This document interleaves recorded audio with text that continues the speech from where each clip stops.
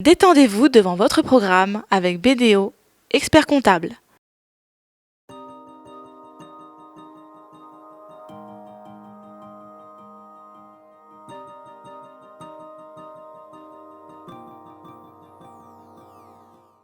Le 7 et 8 octobre 2022, la Fabrique numérique avalonnaise a mis en place le Festival de la création et du numérique.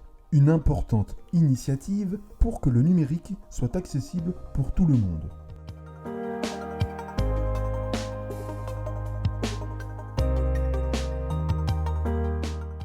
Donc, dans le cadre du festival, on a fait plusieurs activités. Donc, moi, en l'occurrence, je suis animateur de la partie cybersécurité. Ce qu'il faut savoir, c'est qu'aujourd'hui, on est sur le mois de la cybersécurité européenne. On ne l'a pas fait exprès, mais donc on est dans ce cadre-là.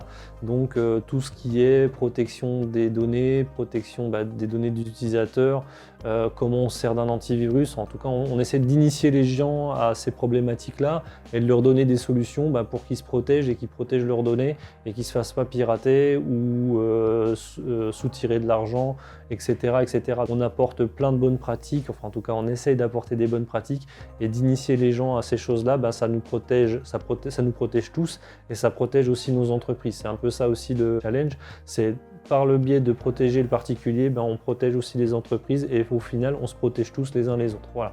Contre les cyberattaques, donc les pirates informatiques, les virus, les mails, les phishing, etc., etc. Je suis à l'origine de la création du Fab Lab en 2018 sur Avallon, qui est un lieu de création avec le numérique pour faire de l'impression 3D, de l'informatique, de l'usinage. Le Fab Lab est ouvert le jeudi soir et le vendredi soir de 16h30 à 20h30. Et on a fait un planning mensuel, c'est-à-dire que le premier jeudi correspond à tout ce qui est réparation, ordinateur, petit électroménager, télé. Le deuxième jeudi du mois, ça correspond à tout ce qui est formation, donc faire des pages internet, des projets PHP, faire de l'électronique, du dessin 3D. Et le troisième et quatrième jeudi de chaque mois, ça correspond à des projets collectifs. Donc là, on va faire un capteur de CO2, où on fait du dessin, ou un microméthaniseur. Voilà un petit peu les sujets qui sont abordés. Tout simplement, on a cet appareil qui permet de graver une image sur un support.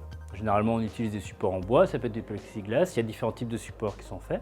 Et l'idée, en fait, c'est de lancer un rayon lumineux, donc un laser, à suffisamment haute température pour pouvoir faire brûler de façon contrôlée la surface, et l'intensité du laser va brûler plus ou moins profondément le matériau. C'est un rayon laser qui est transmis avec un petit jeu de miroir et qui fait ça. C'est exactement le phénomène inverse. C'est-à-dire que autant le laser, on va enlever de la matière pour pouvoir graver, l'impression 3D, on va rajouter de la matière. C'est-à-dire qu'il y a un filament qui va passer dans une buse qui va chauffer, qui va ramollir le filament, et on va déposer différentes couches assez fines, et par empilage, empilement c'est plus français, on va pouvoir créer la forme qu'on veut faire, que ce soit un personnage, que ce soit une pièce de quoi que ce soit.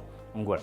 On a une autre technique d'impression à base de résine, donc c'est un liquide qui est dans un bac. En dessous de ce bac, il y a un écran. Un coup de lumière, c'est de l'ultraviolet. Voilà. Donc l'imprimante résine, on a un écran qui va afficher plus précisément une des tranches de la pièce qu'on va imprimer, et avec un flash d'ultraviolet, on va solidifier la résine sur la zone du dessin. Et puis après, on va remonter, et donc du coup, il y a un système par empilement. En gros, l'idée de la résine, de l'impression résine, c'est de fonctionner par solidification de ce liquide avec différents éclairages et différentes techniques qui sont un peu pointues. Et du coup, en gros, on va solidifier juste une partie du liquide.